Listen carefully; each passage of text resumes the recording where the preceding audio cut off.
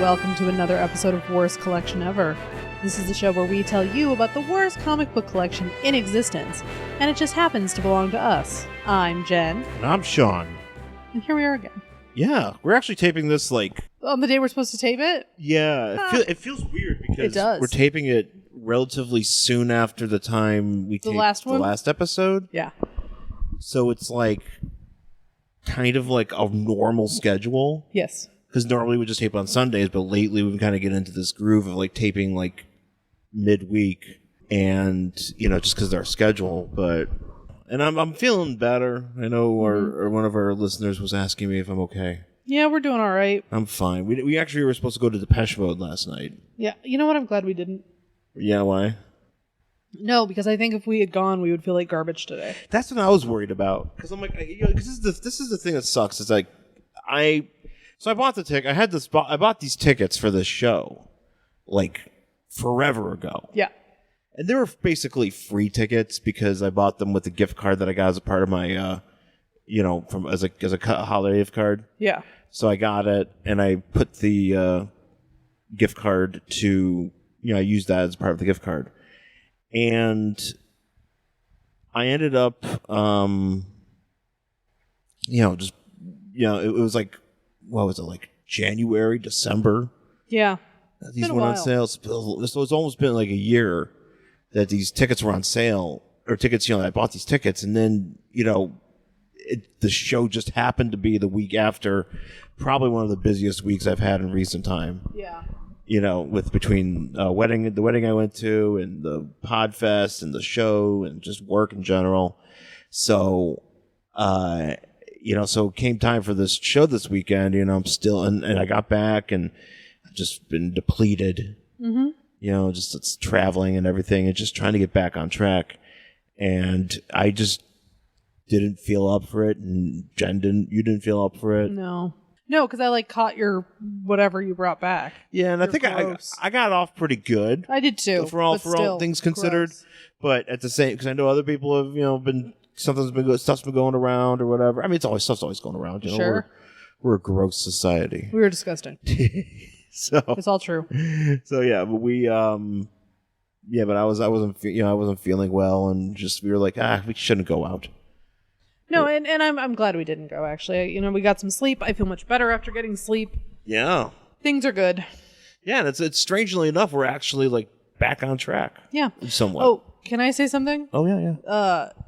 That has nothing to do with anything that we're talking about. Oh, go for it. I just wanted to say, so shit really sucks in Puerto Rico right now. Okay. Also, in other places, we have huge, earthquakes in Mexico, and Puerto Rico is a mess. And they need a lot of help, and there's big fires out, and there's Northern fires California. out here, and those people need help, and Irma and Harvey people need help. I was just gonna say, if you have a couple extra bucks and you want to throw it towards the relief effort of your choice, that would be really awesome. I myself am going to donate some more money to Puerto Rico because they have no power and water, and those people need help. So I was just going to put that out there. Just, if you guys are out there going, man, I wish I could help somebody, or even locally in your area, donate to your local animal shelter or whatever. I just feel like, especially how things are now, we as a society need each other more than ever. So yeah, donate if you can, if you have a couple extra bucks. That's all. Yeah, no, please do. We can all use charity of your choice. Yeah, please give if you can. So that's all. It's really important. Yeah. We watched movies. We did watch movies. And we watched some not good movies. Yeah, unfortunately, last year we went to the New Beverly has an all-night horror movie marathon. Yeah, last year we were lucky enough to get tickets to go because they sell out instantly. So we went, and it was actually very hard to get through just because I myself am not used to that sort of yeah, because basically when you're going into it, you're basically committing. You're saying, "Look, I'm here. I'm gonna be here, and I'm gonna sit, and I'm gonna watch all these movies and I'm gonna drink really bad coffee, Yeah. And and that's what's going to happen. Like, so it's like from like what 7:30 to to like 4 it's 7:30 to 7:30. Yeah, it's like a 12-hour thing. So we went last year. We saw some stuff. So this year it happened. Sean was out of town, but I didn't think it was something I wanted to do anyway. But Sean was out of town, and I was just kind of looking on Instagram to see people who'd gone to see what movies they'd shown, because it's always a secret. So they showed a movie called Killer Party, which is a horror movie from the 80s. It's about a sorority and murders that go down the night of this party. And I'm like, holy shit, that's like right up my alley, right? I love fucking 80s movies. I love cheesy horror movies. This sounds right up my alley. So found out that it's available on Amazon. Yeah. So we rented it. It was not what I wanted. It was a little bit boring, actually. It was actually a lot of boring. It was one of those. It's one of those movies where it's like. It's one of those movies where it's really it's like short, but it feels very long. Yeah, because there's a lot of setup that's like unnecessary in this movie. Because there's the actual party doesn't happen till like halfway in.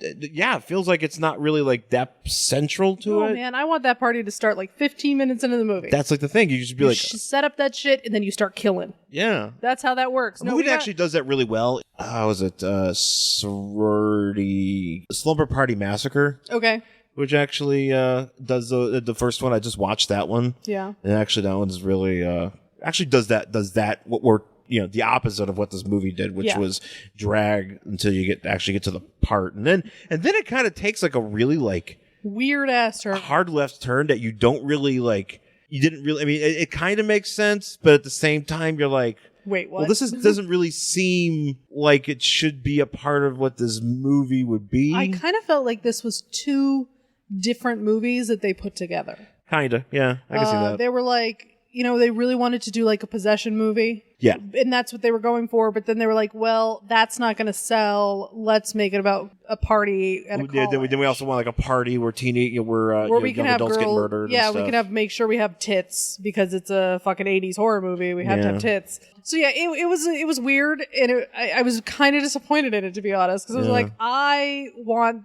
I just want really horrible, gory death scenes.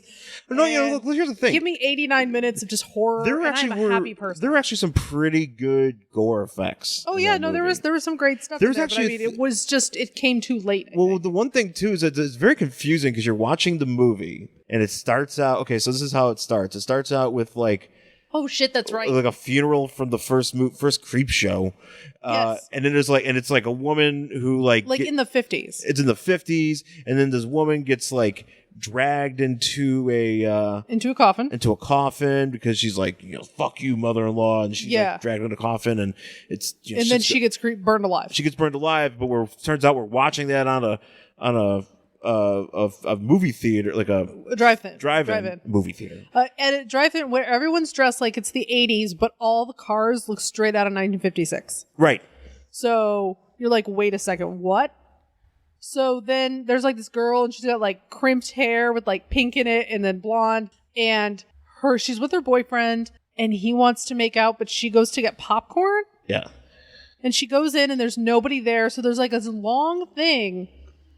I don't know, it's like 2 minutes long where she's just like, It takes her like 2 hours. She's like, hey, where is somebody? Hey, is anybody here? I'm gonna take some popcorn. Yeah, and we sit there for like 2 minutes. Take some popcorn. Basically waiting for her to do this. So she finally takes the popcorn. She goes outside and everyone's gone. And so she sits back in the car, and then her boyfriend's like undead, maybe? Yeah. And so then he tries to kill her, but then all of a sudden we're in a fucking music video.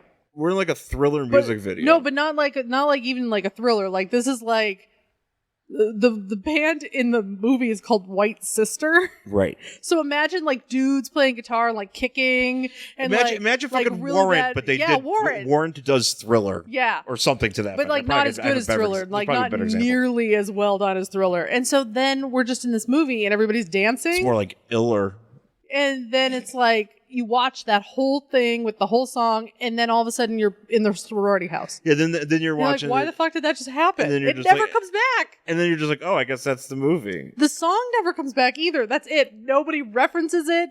It's not like, oh my god, we're gonna go see. Well, you know this what it band. was. You know, okay, you know what it was is that so they kept this in the movie, but originally from when I was reading about this movie is that they wanted to call the movie April Fools. And the whole thing about the song was the guy singing, like, you know, the Twisted White Sister, whatever, White Russian. He's singing, like, you know, April, you're a fool, something, blah, blah, blah. Oh, okay. And they're supposed to be about April Fools. But during when they were making this movie, there's another movie called April Fool's Day that came out from, like, I think Paramount or something.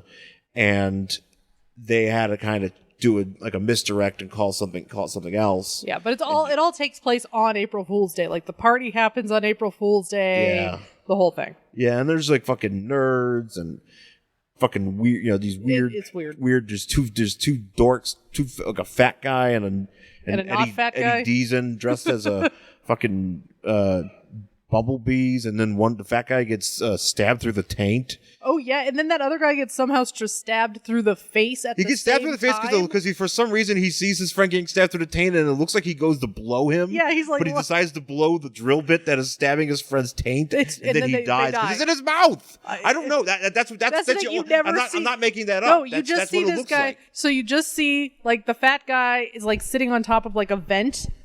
Yeah, because they're sitting on top of it. I don't know. I think they're playing jacks or something. I think so. Because they don't really have any lines. They just sort of like giggle. They're like Humpty Dumpty. They're like fucking just like weird random dudes that are like because they're like they're just I don't know how to describe them because they're like these were real people like it's hard. I don't know. Sometimes people they're just basically like goons because they show up and also they're like going up to girls and like they're like on the ground like looking at girls' asses. Yeah, when these girls are dancing, but they're just like and they're just like bumping against girls like the Night at the Roxbury, but like even more horrifying. Yeah, it's. But like I said, they don't have any lines, so they're like, the fat guy's like sitting on a vent and they're like playing cards or jacks or something, and they're both like giggling like idiots. And then this thing comes up like a harpoon and stabs this one guy in the ass or taint.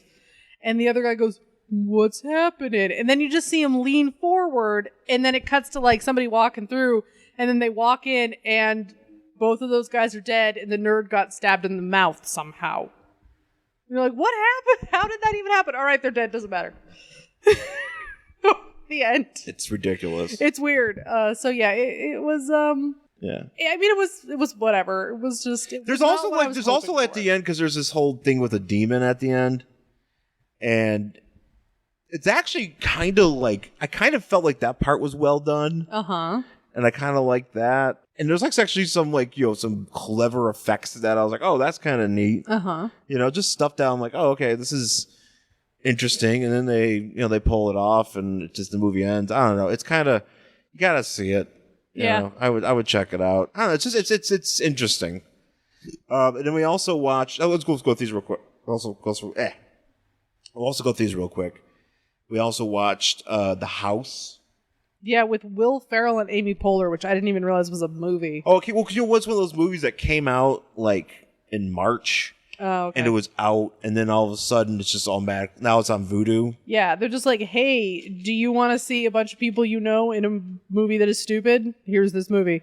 Because like Jason Mantzoukas is in it. Oh yeah, it's all Wayne the comedians. Fetterman's in it. Rob Huebel's in it. Nick Kroll's in it. Nick Kroll's in it. I'm surprised that Paul Scheer wasn't in it. He probably had a scheduling conflict. I mean, it's probably my guess. Paul Scheer was supposed to be in it. I'm sure he was. I'm certain. I'm sure he was. I'm sure he was. Pretty much the entire cast of The League is in this movie. Yes. But so they like basically. Well, the long story short is that basically, what? I was just saying, Amy Poehler and Will Ferrell have a kid. Kid gets into college, and they're like, "Oh no, the kid can't get the scholarship because Nick Kroll's an asshole and he stole all the money because he's like the mayor." He's the mayor of a town. And he's like, oh, well, we can't ask her to apply for a student loan, which for some reason never gets brought up in this movie. No. The idea of applying for a student loan for this kid to go to her dream school never comes up. It's just like, oh no, we have to pay for her college in full.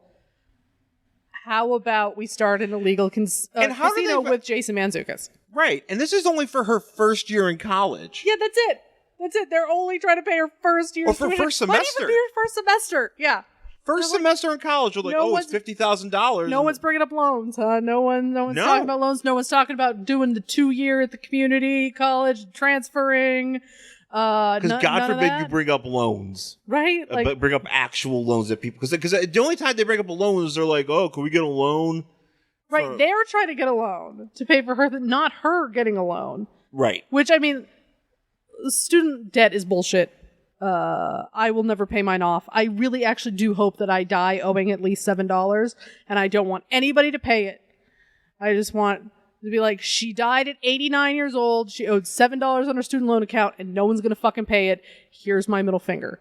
That's what I hope for. That should be your last payment, is your middle finger. Yeah, I'm just going to Xerox my middle. I mean, I don't know if Xeroxing will be a thing when I'm 89. Oh, you'll do send a hologram. Maybe I'll just, that would be great. It just pops up and it's just my middle finger. You just go. I'm assuming it would be gnarled and like all arthritic at that point, but it'll be great.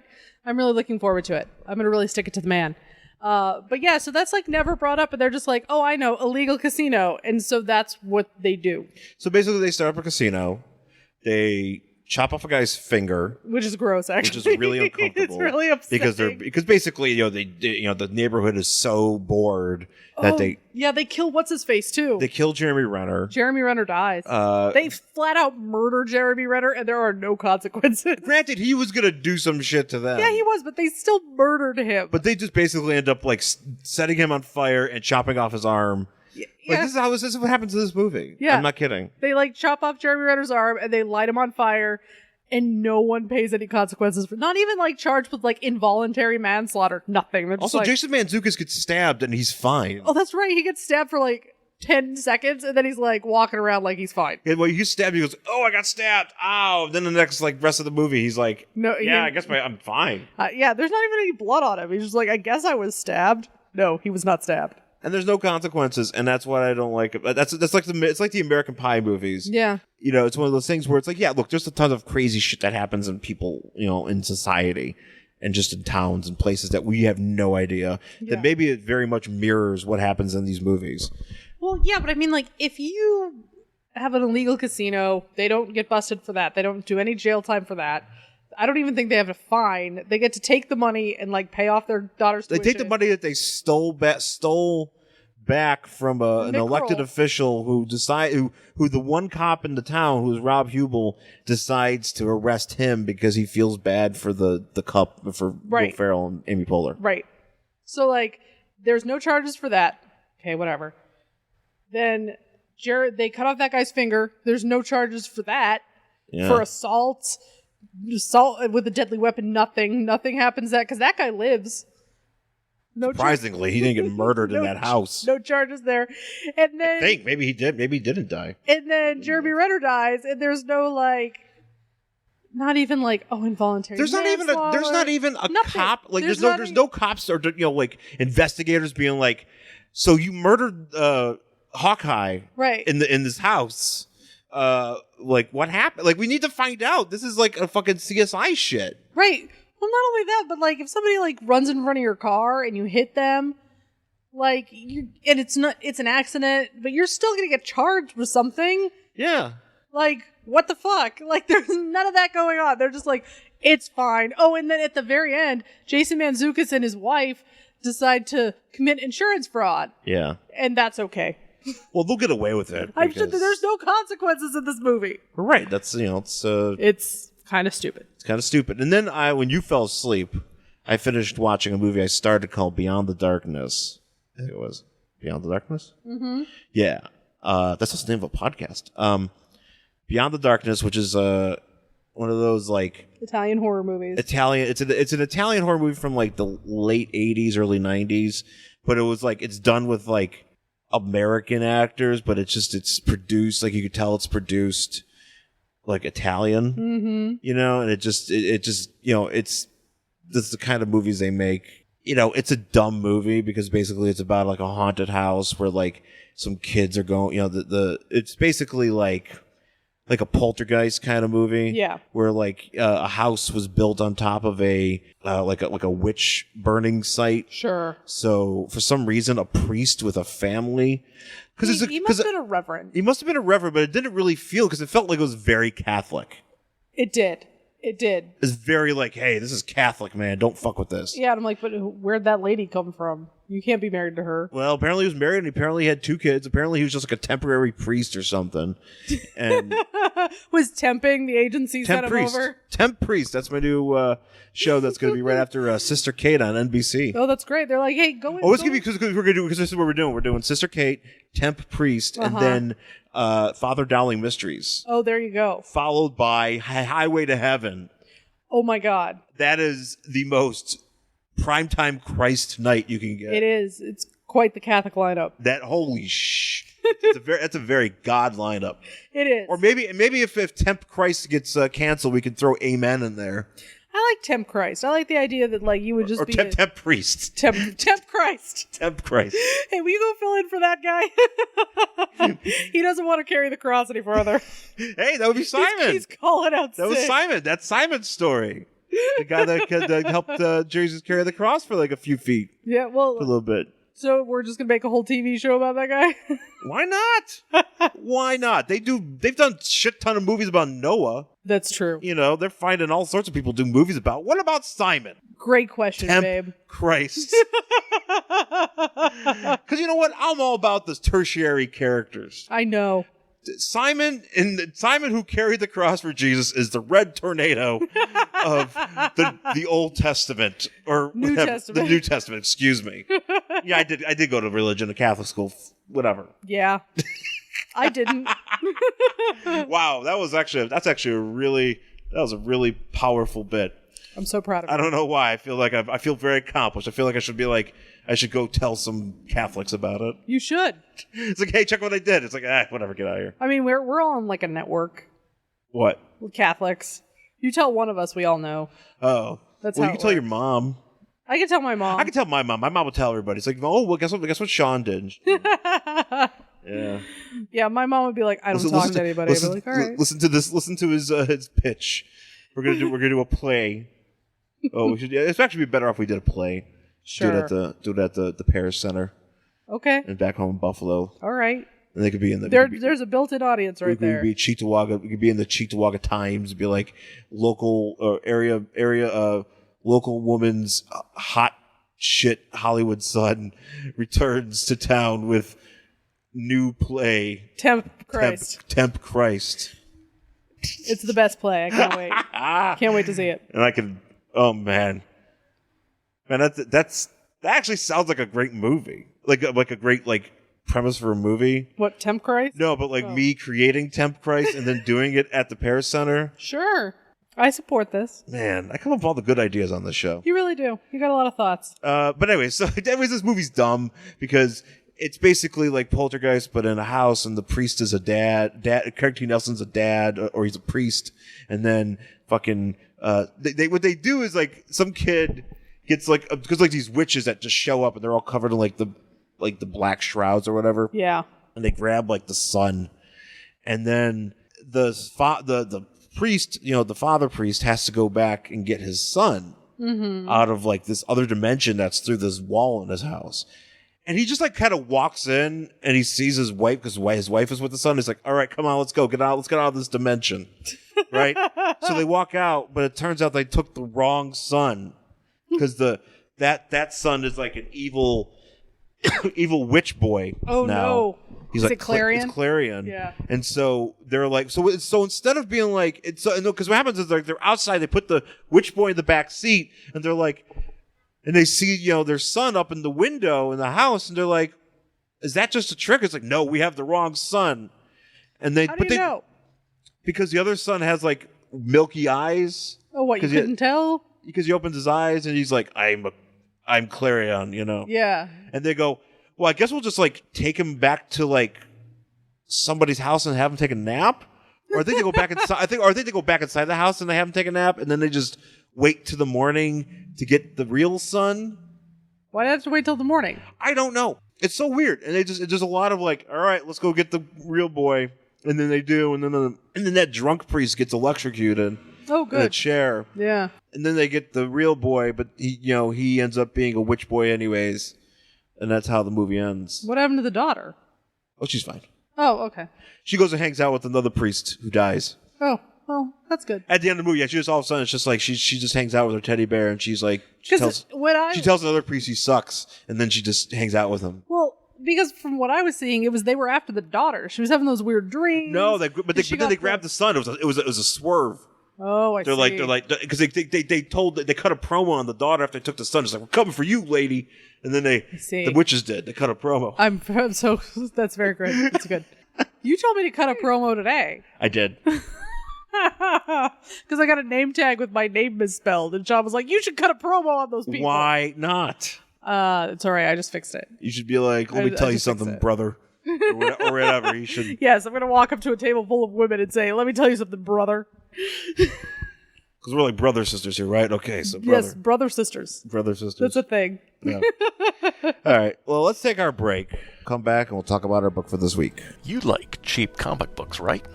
Well, I'm Professor Allen, and I talk about cheap comic books on the Quarterbin podcast. In every episode, I'll dissect a single comic from my collection, as long as I paid no more than 25 cents for the issue. Forget about $4 new comics that you can read in 4 minutes, or crossover events that can cost $100 to collect.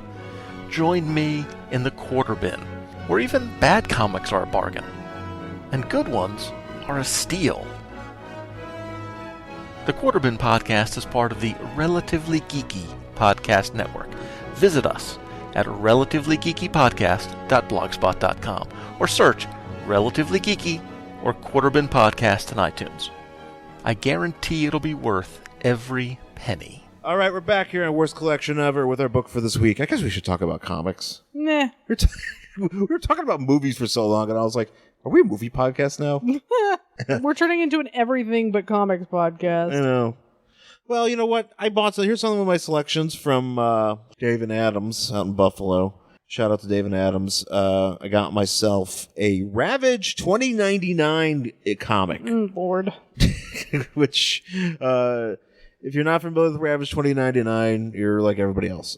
Ravage 2099 was out like in the mid-90s when they, like the first wave of, well, there really was like one wave of 2099 comics from Marvel. And he was one of the main characters. And this one was the big one because he was one of the big ones because apparently Stan Lee created this and wrote like the first issue, or he wrote like a few issues of this. And, you know, forever, you know, he will be associated with this. Because it was like, Stan Lee did this, and it's like, yeah, but it's not very good. But nonetheless, we are going to do Ravage 2099 from August 1994. Yep. And pick this up because here's the thing about Ravage that I don't understand. I never quite understood. Is that all of a sudden he looks like he's got like pointy like things on it. He looks, okay, so what's that luchador that I'm always like, what's that guy? Like that old wrestler, might even be a Japanese wrestler, who has like a mask that has horns on it like this. Liger? I don't know. There's a lot of them. He was in a match the other day, and I was like, who's that guy? Psychosis? Yes, that guy. He looks like that. Kind of. He kind of, his horns are a bit smaller. But basically... Well, I wasn't measuring horns. He looks the same to me. He's just that he's got weird... He looks like... Looks like Psychosis. He looks like... kind of looks like Psychosis meets Sabretooth. Yeah. Yeah. But with red hair, so he's like Irish, like Scottish. Yeah, like flowing locks. Lovely. And he's, you know, he's got claws, and he's just a big muscular dude. Yeah. But it's also this, there's a lot of questions I have about this book. Oh yeah, we'll get to those. Which we'll get to, because I'm like, wait a second. We're 21 issues in. Yeah. And some of this shit should have been going down in like issue 2. Well, that's the thing, is like they started it out as like, basically he was just like a nomad looking dude. Like who had like a scar on his face, and he was just kind of like a echo warrior guy who got framed, and now he's like fighting for justice, and he's really athletic, and he's got some nebulous powers, you know, I think from concussion blasts. And then all of a sudden, like in issue 12 or something, they're like, all right, you can also change, you got mutated, now you can change into this thing. And now he's, you know, now he does this occasionally, and now I thought this is how he always looked. I did too, but no, apparently it's a temporary thing. Yeah. Well, not unlike Temp Christ. He can transform. You can transform into Temp Christ. Or Temp. We're gonna call him in for auditions. Yeah, he's gonna get called back. And his real name. The funny thing about him is his real name is like Jean-Paul Ravage. Whatever. which kind of always makes me think of like Triple H when he was Jean-Paul Levesque. Well, what was also or Paul Jean or something. What's that? Who's Azrael? Jean-Paul. Oh, Jean-Paul Valley. Yeah. They're just like, you know what? Jean-Paul Hidden Valley Ranch. We need a whole shit ton of John Pauls running around. Yeah, we do. There was a pope named that at the time, so everybody gets that name now. Yeah. Cover real quick says, all of 2099 versus Ravage. And I don't know if that's necessarily true. It's not. I would say that is a lie. It's not. And so you've got Ravage, and he's like jumping towards the viewer. There's like a moon behind him. There's some buildings, and then it looks like he's jumping into all the guns. Jumping into a bunch of guns, and he's like, sounds fair. There's no bullets. There's just guns, and they're just sort of all pointed at him. They're all ready to shoot him. Yeah. And he's into it. Yeah. He's like, I'm here to be shot, apparently. So he's sounds fun. So he's about to, attack, and that's that's the cover. And then on the inside cover, I just want to point out, I just looked at this real quick, and I was like, hey, it's Tig Notaro as a basketball player. Because I got like USA basketball cards, and there's this one of a woman basketball player. Who? Oh, there are those fun ones where it's like they're doing like an action thing, but like in the background is like their face. Yeah, they're doing it's a very classic, very 90s Photoshop to do. Yeah. But if I was collecting these cards in '94, I think I was already past my baseball, my collectible cards. Yeah. Pays here, but so the story is called "The Savage is Loose." Okay. So we start with a splash page. Also want to point out here, Ravage 2099, created by Stan Lee and Paul Ryan. Paul Ryan making another appearance on this podcast. Is it the Paul Ryan? I think it is. Was he just like, between lifting weights, I'm going to write this with Stan Lee? Do you think him and Stan Lee, he was lifting weights and Stan Lee was like, it's like, Paul, put down that weight and come over here and help me think of... Stop doing your own photo shoot. Come over here and think of a character with me. Think of this character as me. So I got this guy with red hair, and... Paul Ryan's like, can we name him Ayn Rand? And like, shut up, Paul. And that's how this character came to be. So it's just like a big close-up of his face. He looks big, menacing. He's like lit from the bottom. Yeah. And he's thinking. There's some like narration boxes. He's angry. He's upset because he's like in a forest somewhere and there's a bomb. Who's this blue dude?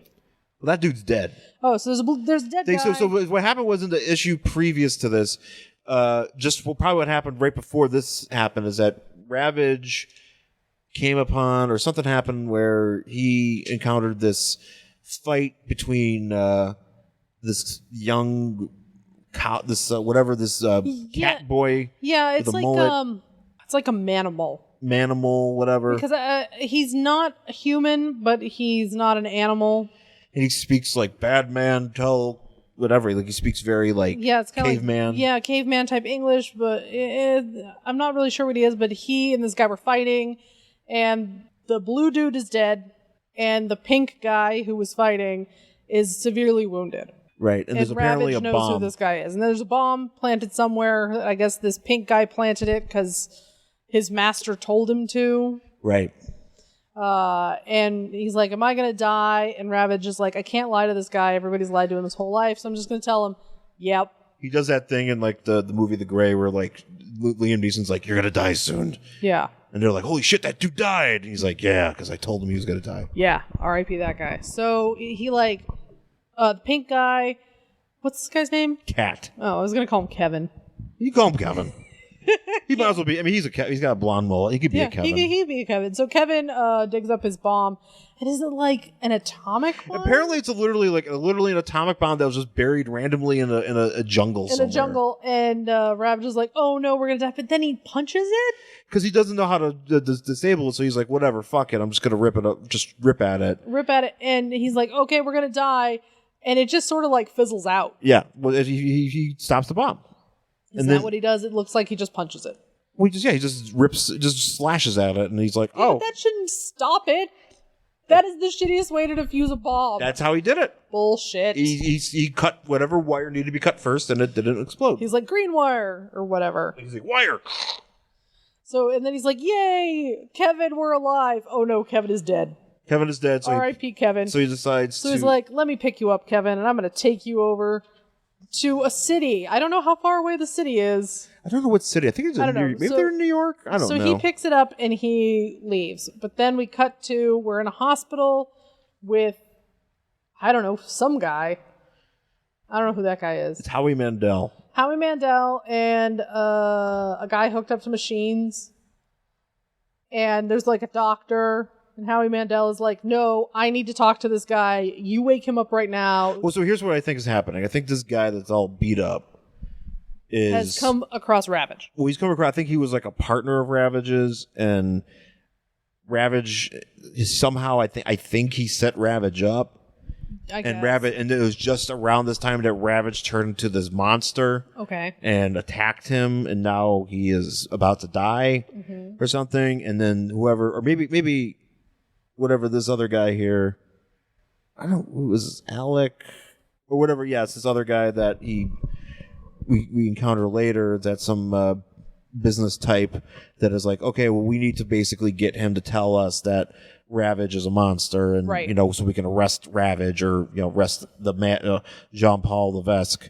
Yeah, and he's like, oh, I've got like a truth grape. I don't know if he says, well, no, he doesn't get he has to get a true tector.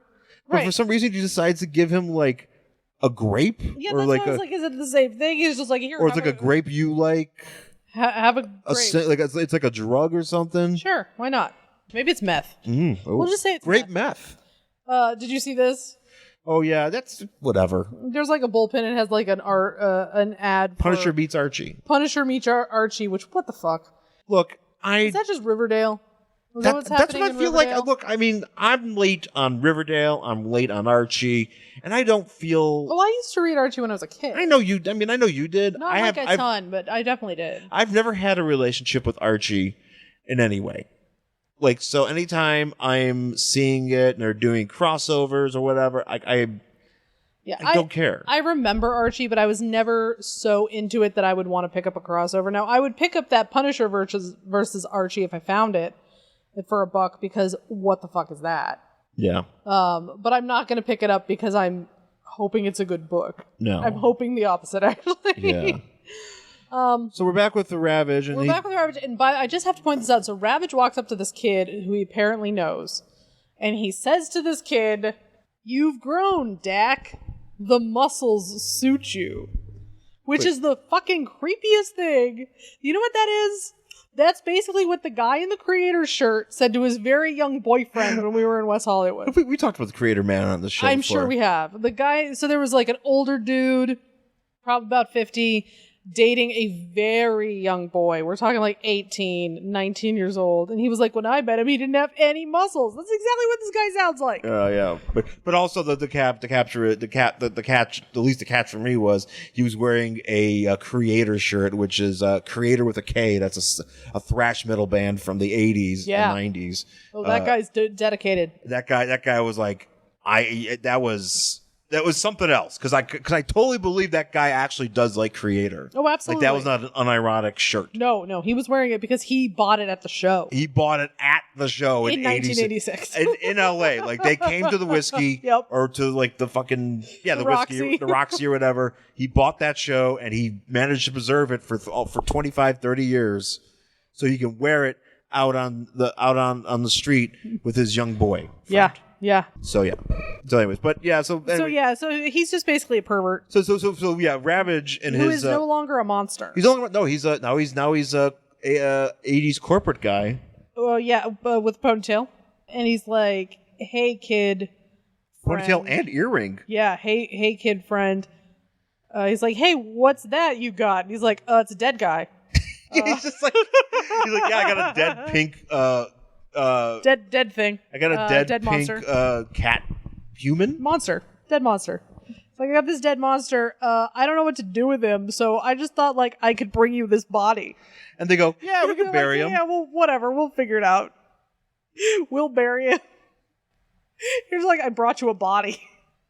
And then there's also another weird exchange here where he just sees some kid that's a part of this group, and he goes, "Yeah," because there's also this kid with the purple ponytail, and he just kind of like looks at him. He's like, "Hi, Brian," and the kid's like, "Hi, Mr. Ravage." Yeah. And I'm like, "Whoa, is this?" I think this is the creator guy. Holy shit! I think it is. This guy's, I don't know, he's hanging around with really young boys. It's very uncomfortable. After he dropped, I mean, that's such a weird, like... After he brings them a gift of a body. He's like, "Here, why don't you bury this body?" And they're like, "Yeah, we're going to give him a good barrio burial." I'm like, some people bring flowers. Others bring cookies. Ravage brings bodies. Mm-hmm. That's his, I didn't want to come empty-handed. It's a housewarming gift. It is. He's like, I couldn't come empty-handed, so I picked up this corpse. Just thought you might want it. So he goes into his office, apparently, wherever he works, and he finds his father along with his father's young wife and a bunch of guys. Yeah, they're just dudes pointing guns at him. A bunch of guns, and they're like, "Look, we got this evidence from this guy that died, that was dying." Yeah, the guy in the hospital. Because you see like this hologram, and he's like, "Yeah, he turned into a monster," and blah blah blah. Alex Duplass, he was like friends with, okay. Yeah. So, and he's like, you got to tell us if this is true. And he's like, you got to listen to me. And so he's like, I'll just lie to him. But apparently he can't lie for some reason, or he doesn't like to lie. No, he just kind of gets so angry that he ends up turning into... Yeah, he says just this once, and then he's like, I will not lie. This whole, he's Rotten really... world's built on lies. He's against it, so he transforms into Ravage. Yeah, he turns into his monster form. And here's the questions that I have. So he's just wearing this coat. Yeah. And he's got these blue pants on. Uh-huh. And then he transforms, and then I can understand all this other stuff being hidden. Yeah, but where did the belt come from? The belts, you can't see the belt, but where did the boots come from? I don't know. Because all of a sudden the boot, I understand mutating into an organic monster. Yes, the idea that you transform and all of a sudden your uniform or you have like new clothes. Too, it just is always weird because where did this vest thing come in? It's like the vest was probably underneath though, because I think it's ripped, but whatever. It's got like a loincloth. No, I think it's part of his ripped clothes. No, but look how long it is. So what was this? Was he wearing like a tunic? Maybe. I mean, maybe they wear dresses in the future. Oh, yeah. I don't know. Future dress. So, and his dad was just like, his dad just freaks out. He's like, no, oh my God, my son is dead. He's like, Dad, why don't you listen to me? And he's like, no, I can't. I'm going to start shooting at you. I can't. Well, first all the law enforcement there starts shooting at him. Right. And he's fine. He gets lit up, but he's fine because he's a monster. Sure. And then he charges into where his dad is, and he's like, Dad, listen to me. He's like, nope. His dad's like, no, I'm going to shoot you a lot. And then he's like, he goes, well, you know what? You want to kill me? I have no family. And he's like, I'm cutting you off. Fuck you. Yeah, he tells and he jumps out a wall. Yeah. And just jumps straight through it and lands on the city. And now he's all pissed, and he's like, ooh, who's scared of me? I'm going to eat your children. Yeah, I know. For some reason, he starts being a big jerk. Yeah. He's like, instead of just being like, I got to get the fuck out of here because I just, slash my dad, he's just like, why? I like this. He goes, back off, humans. I'm dangerous. And then he just starts telling kids he's going to eat them. Which I actually kind of appreciate. Yeah. I mean, if I was a giant monster, I would probably say the same thing. And then he jumps into I'm going to eat all your children, and then I would laugh hysterically. And there's I've got a dark sense of humor like that. Yeah. That'd be just like, I'm going to eat you. And everybody's like, no. Yeah, watch out, Jen. No, it's crazy. Jen. She's trying to eat the children. She's dangerous to humans. That's all true. She likes animals, though. I know. Making friends with all the cats. She's only friends with the cats. Get her. So he jumps into a cruiser, and he a ship. Yeah, like a ship or whatever, and he doesn't kill the pilot. He's like, look, pilot, I'll be your friend. No, it's funny because the guy's like, he can't. The two pilots are there, and he's like, well, he's not going to be able to jump through our steel-plated bottom or whatever. And the second pilot turns around and he sees Ravage. He's like, oh my God, what happened to Billy or whatever? He's like, I threw him out of the hole I ripped in your steel-plated bottom. He's like, are you going to kill me? He's like, nah. He's like, nah, man, you're cool. Just steer this thing for me and take me to the middle of nowhere. Take me to Howie Mandel's house. Yeah, take me to Howie Mandel's house. Here, land this and light it on fire, and then make some story about how you kick my ass or whatever. Right. So he goes to Howie Mandel's house, and Howie Mandel's doing a skiing simulation with his... It's basically the holodeck from Star Trek. Yeah, Star Trek. Yeah, the Next Generation. It's the holodeck, and you're on that now. Oh, the cat likes Ravage. You like Ravage? Do you like Ravage? Okay, well, you need to get off of it so we can turn the page. No, how am I Come on. gonna finish this book? There we go. How are we ever gonna get to the end of 2099? It's really important. So it's Ravage is like skiing. It's not important. Not Ravage. Howie Mandel is skiing with that guy. He's skiing like his assistant. Yeah, and apparently Howie Mandel's paid a lot of money to be Howie Mandel. He's like, I paid a lot of money for this young body. And you're like, I mean, maybe that's it. Maybe just here, this is people give you bodies. Now, the reason why he's Howie Mandel is because he looks like Howie Mandel from the 80s. He does. Yeah, not Howie Mandel now, because Howie No. Mandel's got no hair. But this was back when Howie Mandel had like the curly hair. Yeah. No, but this is like, I mean, so maybe this is like the custom. Maybe you're just like, oh, I know you're going to transfer. Oh, is this like Get Out? Yeah, you're going to transfer. But you could do. Everybody gets started to Howie Mandel. Yeah, you're like, you're going to transfer your consciousness into something, I assume. So I brought you a body. Right. Would you like to be a pink body? Because I bought you this. So somebody brought this guy, Howie Mandel. And he was like, oh man, so exciting. And so they're like, in the simulation, he's like, oh, hey, look, it's a deer. But then the deer starts talking. He's like, I paid money to get in here or whatever. And it's Ravage. Where does the deer start talking? I don't know, because Ravage is like, I'm in your simulation. And I'm like, okay. So now they're out of the simulation and they're shooting at Ravage. And then Ravage comes after. Oh, he comes after the guy who's not Howie. He comes after Howie Mandel's friend. And he's like, no, it was Howie Mandel the whole time. And the guy's like, thanks a lot, you loyal asshole. Like, you just totally, like, sold me out. Oh, no, wait. This is Howie Mandel's from earlier, but he just... Okay, wait. I got mixed up now. Oh, I'm sorry. So Howie Mandel was the guy at the hospital, but he just works for Ravage. Oh, or he works for...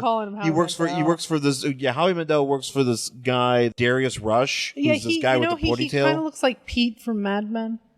What, this guy? No. This guy? Yeah. Oh, yeah. Okay, so Pete from Mad Men. Yeah, he works for Pete Campbell. Yeah, Pete Campbell from Mad Men. He's got that slick back Pete hair. Yeah, fuck Pete Campbell. So, and he looks evil, much like that guy. So he's like, come on, Ravage, come see what I'm doing. And he like takes him into like the other room. Ravage is like, oh, I'm going to kill you. And he's like, all right, why don't I show you this thing first? Yeah, he's like, the whole time he's like, dragging along Howie Mandel, and he's like, I'm going to kill Howie Mandel, but first I'll listen to what you have to say. Yep. I'm like, why? You just fucking kill everybody. He's like, by the way, Ravage, my success is not an accident. Like, I'm an old dude in a young body. I got Pete Campbell's body. Yeah. This is just the jungle I live in, meaning the city, and I just use it to my advantage. I'm so great. And you, Ravage, need to go back to the actual jungle because you don't belong here. Right. And so they're like yelling at each other. I don't know. He's like, oh, maybe you're right. Pete Campbell. Well, he's basically Pete Campbell's just basically telling them, it's like, look, yeah, go back to your jungle. You he's don't like, belong you're here. wrong, and he's like, whatever. I guess you're right, but you're bullshit. Like, and whatever's wrong with mankind, they don't need a cancerous anomaly like you eating them from within. So I'm going to eat you. So then he kills them. And literally, we end with the hero of this book eating another man. He eats this guy. Does he actually eat him? Yes. He doesn't go there to eat him. I think he just goes there to fucking kill him. He goes there to kill Howie Mandel and Pete. He says, you're evil, whatever the cancer is eating you within. Now I'm going to do what I came here for. And he goes, "Arr, arr." And the guy goes, no, Og. And then there's growl, and he dies. I assume he eats him. I'm going to go with he eats him. Whatever, there's murder. He has lunch. He eats Howie Mandel and Pete Campbell, and that's Ravage's lunch. And that's how this ends. That's Ravage's lunch. It's his lunch. And then he eats Howie Mandel for lunch. What do you think of that, Paul Ryan? I'm benching 5 pounds. Hold on. Benching with the tiny little tiny little dumbbells. Hey, Stanley, give me a spot on this 5-pound bench. You got it, Paul Ryan. I'll be right there, right after I color in this Howie Mandel haircut. Do you think that, like, I assume that watching Stanley lift weights would be like watching Mr. Burns lift weights? Do you think that Stanley's so feeble at this point in his life? No, not feeble, just frail. If you think it's only when you put a sponge on his head, he would sink into the pool, into the tub? Maybe. Is he Mr. Burns at this point? No. Stan Lee was moving really good when we saw him That's last. right, he was. He was actually walking quite fast through he was sprinting through the crowd there, surrounded by like huge dudes. Well, I mean, you can't.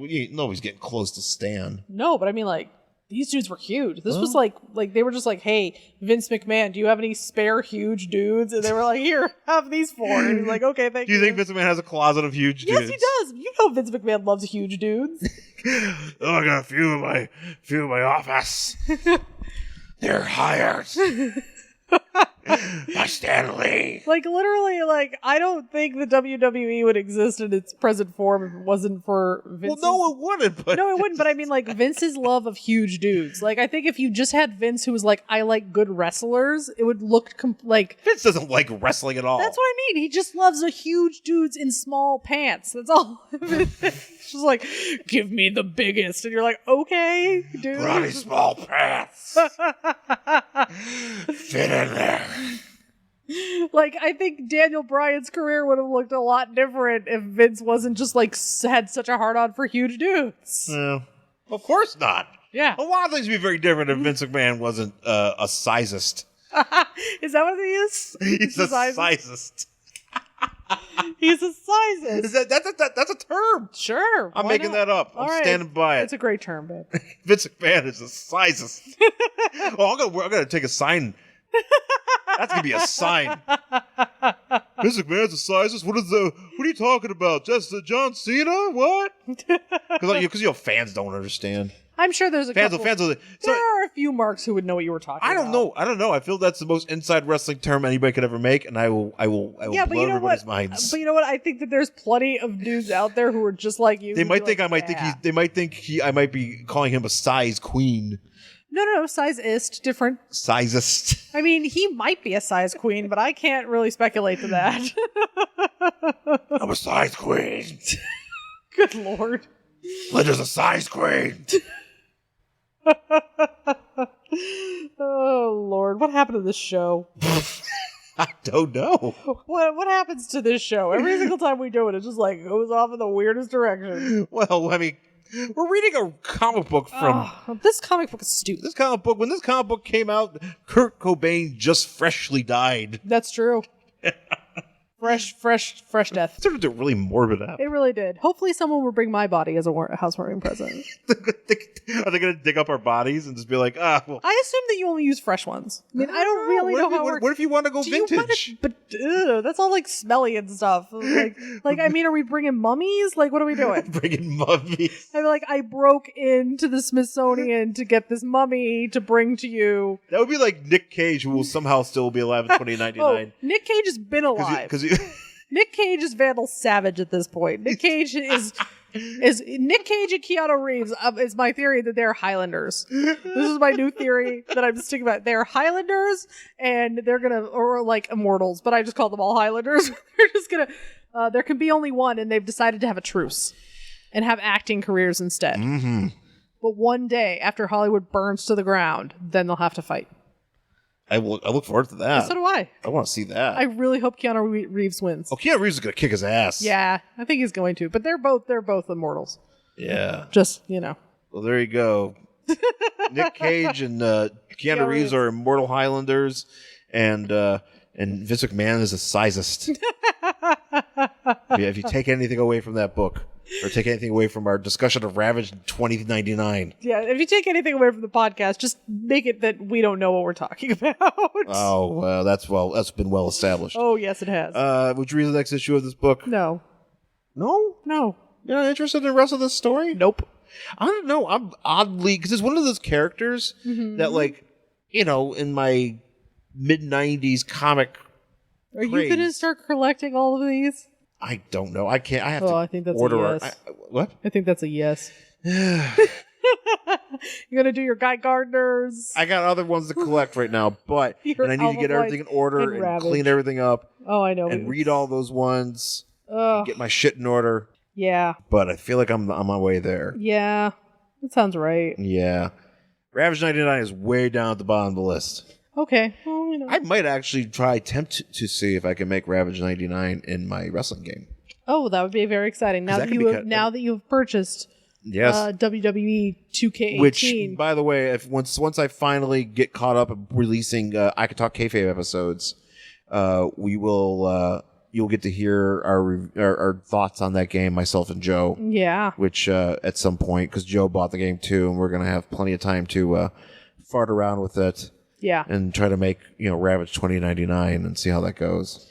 That'll be exciting. I saw that Joe already has his very own character for career mode. Joe made like the easiest character. Yeah. He made just a guy with a brown stain on his butt. It's called Poop Butt. He says, it's Poop Butt. No, he's gonna be my guy. It's like, because Joe just wanted to get into it. But me, it's like, I do art. Oh, is that what that is? It's art. It's art. You do spend a lot of time. This is what I don't understand about you in this game. Now that we're on the subject, you buy it every year. Uh-huh. And you have, ever since I've known you, you love this fucking game. Uh-huh. And you play it for about 2 days. Okay. And then you spend 6 months just making guys. And then you do it all over again the next year with the whole brand new game. I don't understand. Because it's art. Okay. I'm sorry. Am I hampering your creative expression? No, not at all. Okay. Not at all. I don't want to hamper your creative expression. You're not hampering anything. If this is how you express yourself artistically, then I won't say anything. I just find it strange. It's either that or I stress out about something. No, I don't want you to do that. So it's either, and I don't really, I haven't done enough coloring lately. No, yeah, we both need to do that. But since this game is out and the game is beautiful, there are some I haven't gone through all the graphic everything yet in it, but I literally just got it yesterday, but there are some guys that look like they've been stung with all the bees. Like Rick Martel's in the game. I'm like, that's not Rick Martel. That's Rick Martel as Ravage 2099 or whatever. He doesn't look good. No. He looks, it's like, look, I love the model Rick Martel. I love that he's in the game in 2017. That for some reason, I don't know why he's in there, but great. But they didn't really take a lot of time to be like, we should actually make him look like he actually looks. Yeah. There's a lot of that going on. Okay, well, if this is your stress relief and this is your artistic expression, I'm sorry for. Oh no, I'm not offended. You a hard time. You can give me a hard time all you want. I want to make sure dumb game that you feel creatively fulfilled. You could give me all the shit you want. I don't care, and I'm still going to do it. You're not going to dissuade me from playing this game. Oh no, I'm not stopping you. Have fun. And I look forward to my Thanksgiving ritual playing this game, which will just probably be an extended weekday that I have now that I have the game. Yeah. But I probably won't, because I got a life. I have to do work. Oh, we got a lot to do that week. I don't even want to talk. Well, I got a lot of work in general, just leading up to then. I have to clean up these comics. I have to put this Ravage 2099 away. That's going to be our Thanksgiving, is when we're just going to fucking clean this place. Well, I'm going to try to get some of it before then, because I don't want to leave all that there. Because, because it's Black Friday on Thanksgiving. Well, it's the day after Thanksgiving, and that's when all the good sales are. There are definitely sales. We haven't fucked around with some of those sales in a while. We stay back. We've been staying back lately. But however, though, when we have a chance, we take advantage. Yes. I guess. But we've been very lax because I've had a fuck ton of comics that I haven't read yet. Yeah, same. My cat keeps eating them. It's kind of until he keeps eating them. Yep. Yeah. You read a few comics though. I did. Yesterday. Yeah. And I read Ravage 2099. So proud. So that's it for Ravage 2099. August, number 21 from August 1994. You can find myself on Twitter and Instagram at Angry Hero Sean, SHAWN, it's how you spell Sean. And you can also find our show on Facebook at Worst Collection Ever. Just type that in, and please like us and please engage in our posts. We try to, try to be frequent about them. It's hard to schedule Facebook posts. I mean, it's not hard. It's hard to remember to do that. Yes. But please check that out. And I'm at Jen Stansfield on Twitter and Instagram, jenstansfield.tumblr.com, and jenstansfield.wordpress.com. And, of course, please email us at worstcollectionever@gmail.com. Please give us your thoughts about any of the books we've talked about on the show. And if you're on Facebook, if you're on iTunes or Apple Podcasts, please rate, review, subscribe. Tell a friend. Leave us a 5-star rating if you think we deserve it. I think we do. Sure. We put in a lot of lunacy into these episodes every week. We really do. And I think it's a large task every week to put out this ridiculousness. Not a large task, but just it's a mental undertaking to be like, I'm going to just blabber into this microphone for an hour and put this out to the world. Yeah. The world can hear this. And if you dig it, and if you dig that sort of effort, and you just dig it in general, please give us 5 stars. Tell a friend, and let's get us up in the rankings. I would love to chart. That'd be fun. I'd love to chart in the visual arts category.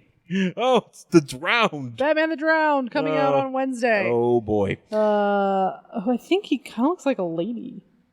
Oh, he's a Lady of the Lake. I don't know. With Paul Giamatti. Oh, is Batman Paul Giamatti? Here's terrifying mix of Bruce Wayne with Aquaman's powers. Ugh. Wait, why is he? Okay, you know what? Let's just end this because I'm gonna get angry talking about this. It's best that we do. All right. Thanks for listening, folks, and we'll talk to you again next time. Bye.